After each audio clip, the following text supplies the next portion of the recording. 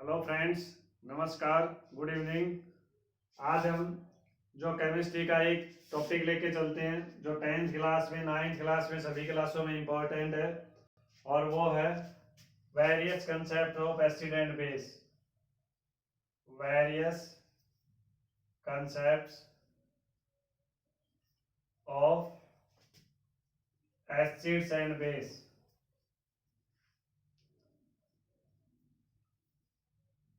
देखिए,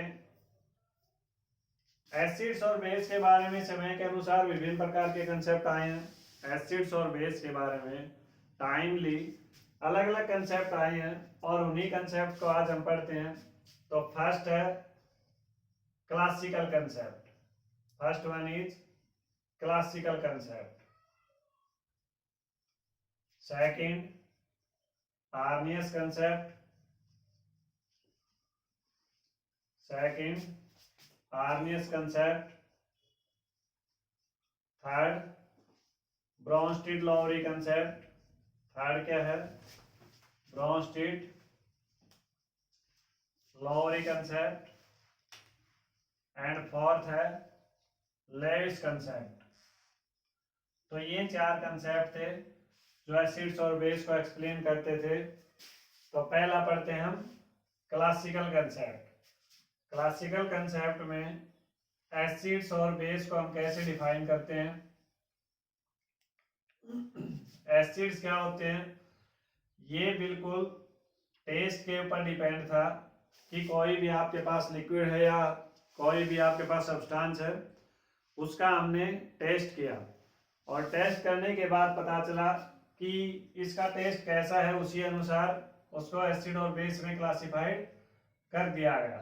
अब जैसे टेस्ट में एसिड्स कैसे होते हैं, ये सौर होते हैं और इनका टेस्ट क्या होता है? बिटर टेस्ट होता है। ठीक है। जो खट्टे होते हैं एसिड्स और बेस क्या होते हैं? कड़वे होते हैं टेस्ट में। उसके बाद एक जो लिटमस पेपर होता है, लिटमस पेपर जो नेचुरल इंडिकेटर होता है, लिटमस पेपर, उसके साथ भी एक्सपेरिमेंटली देखा गया। तो जो एसिड होते हैं वो ब्लू लिटमस को किस में कन्वर्ट करते हैं? रेड में कन्वर्ट करते हैं। और ये रेड लिटमस को किस में कन्वर्ट करते हैं? ब्लू लिटमस में कन्वर्ट करते हैं। ठीक है। तो इस जो टेस्ट था उसके अनुसार कहा गया था कि एसिड्स होते हैं वो सौर होते हैं और बेस होते हैं वो बिटर होते हैं। एसिड्स ब्लू लिटमस है, उसको रेड में कन्वर्ट करते हैं, यानी नीले लिटमस को किस में कन्वर्ट करेंगे? रेड में कन्वर्ट करेंगे। और ये रेड लिटमस को ब्लू लिटमस में कन्वर्ट करेंगे। तो ये जो एक्सपेरिमेंट था ये क्लासिकल कंसेप्ट था। उस समय ज्यादा इक्विपमेंट्स न होने की वजह से टेस्ट करके पता किया जाता था कि कौन सा एसिड है कौन सा बेस है। बट ये एक रिस्की काम था कि कोई लिक्विड है उसको टेस्ट करना, और अगर उसमें पॉइजन हो तो टेस्ट से जान का खतरा हो सकता था। लेकिन जो ये क्लासिकल कंसेप्ट था उसी के बेस्ड के ऊपर और कंसेप्ट आए। अब दूसरा कंसेप्ट क्या था? Arrhenius concept. ये कंसेप्ट कैसे था? ये था हाइड्रोलिसिस के ऊपर। हाइड्रोलिसिस का मतलब क्या होता है? हाइड्रो मीन्स वाटर, लिसिस का मतलब ब्रेक डाउन। तो इसके अनुसार क्या कहा गया कि जो एसिड्स होते हैं, एसिड्स एसिड्स वो होते हैं जो पानी में घुलने के बाद H पॉजिटिव आयन दे। H पॉजिटिव आयन मतलब हाइड्रोजन आयन। क्या दे? H पॉजिटिव आयन दे पानी में डिजोल्व होने के बाद। उन्हें हम क्या कहते हैं? एसिड्स। और बेस क्या होते हैं? बेस वो होते हैं जो on hydrolysis gives OH negative ion. क्या दे? OH negative ion. OH negative मतलब हाइड्रोक्साइड आयन। क्लियर है? अब एसिड्स और बेस है। एसिड्स और बेस इनको पानी में घोलने के बाद देखा गया कि जो H पॉजिटिव आयन देते हैं वो तो हो गए एसिड, और OH नेगेटिव आयन देते हैं वो क्या हो गए? बेस। ऐसे कुछ एसिड्स का एग्जांपल जब हम लिखना चाहते हैं तो जैसे मैंने लिया HCl। HCl को जब मैं हाइड्रोलिसिस करता हूं हम दोस्तों हाइड्रोलिसिस करते हैं तो H positive plus Cl negative, तो इसमें क्या बाहर निकल रहा है H पॉजिटिव। ऐसे ही जैसे मैंने H2SO4 लिया, H2SO4 से क्या बना 2H positive plus SO4 2 negative. ऐसे ही जैसे मैंने HNO3 लिया, इसको भी जब हाइड्रोलिसिस कर रहा हूँ तो क्या बना H positive plus NO3 negative. ऐसे ही जैसे मैं H2CO3 ले रहा हूँ, H2CO3 तो 2H positive plus CO3 2 negative. ऐसे ही एसिटिक एसिड ले रहा हूँ, एसिटिक एसिड्स तो ये क्या बना CH3COO negative plus H positive.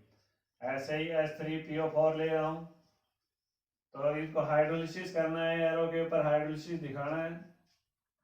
3H positive plus PO4 3 negative. अब इनमें एसिड्स में भी दो कैटेगरी होती है, एक वीक एसिड एक स्ट्रॉन्ग एसिड। तो जो मैंने सिंगल एरो से शो किए हैं, सिंगल एरो से 1 2 3, ये सिंगल एरो से शो किए हैं, तो ये तो होते हैं स्ट्रॉन्ग एसिड्स। ये तो कौन से होते हैं स्ट्रॉन्ग एसिड्स होते हैं। और जो मैंने डबल एरो से शो किए हैं 4 5 6, ये कौन से होते हैं वीक एसिड्स। ये कौन से होते हैं वीक एसिड्स होते हैं। ठीक है दोस्तों, जो डबल एरो से ये स्मॉल एक्सटेंड में टूटते हैं, ये लार्ज एक्सटेंड में टूटते हैं। जो लार्ज एक्सटेंड में टूटते हैं वो स्ट्रॉन्ग एसिड्स होते हैं, और जो स्मॉल एक्सटेंड पे टूटते हैं वो वीक एसिड्स होते हैं। ऐसे ही बेस देख लेते हैं। NaOH को मैं हाइड्रोलिसिस किया, क्या बना Na पॉजिटिव OH नेगेटिव। ऐसे ही KOH को ब्रेक डाउन किया, K positive plus OH negative. ऐसे बेरियम हाइड्रोक्साइड को मैंने हाइड्रोलिसिस किया, क्या बना Ba2 positive plus 2OH negative. ऐसे ही मैंने NH4OH को हाइड्रोलिसिस किया, तो क्या बना NH4 positive plus OH negative. इन सभी में हमें हाइड्रोलिसिस करना है, यहाँ हाइड्रोलिसिस दिखाना है पानी में डिसोसिएट होके। एल्यूमिनियम हाइड्रोक्साइड को हाइड्रोलिसिस किया, क्या बना Al3 प्लस 3OH नेगेटिव। ऐसे ही मैंने मैग्नीशियम हाइड्रोक्साइड्स को भी हाइड्रोलिसिस किया, क्या बना Mg2 positive plus 2OH negative. तो दोस्तों यहाँ से तो आपको पता चल ही गया होगा कि हमने अभी बताया था कि जो सिंगल एरो वाले होते हैं वो तो क्या होते हैं स्ट्रॉन्ग होते हैं। तो दिस इज स्ट्रॉन्ग बेस और दिस इज वीक बेस। तो ऐसे आप क्लासिफिकेशन कर सकते हो एसिड और बेस के बारे में। जो आरडीएस ने कहा था कि जो पानी में घुलने के बाद H पॉजिटिव आयन देते हैं वो एसिड होंगे, OH नेगेटिव देंगे वो बेस होंगे, और इनकी भी 2 कैटेगरी कैटेगराइज्ड हो गई।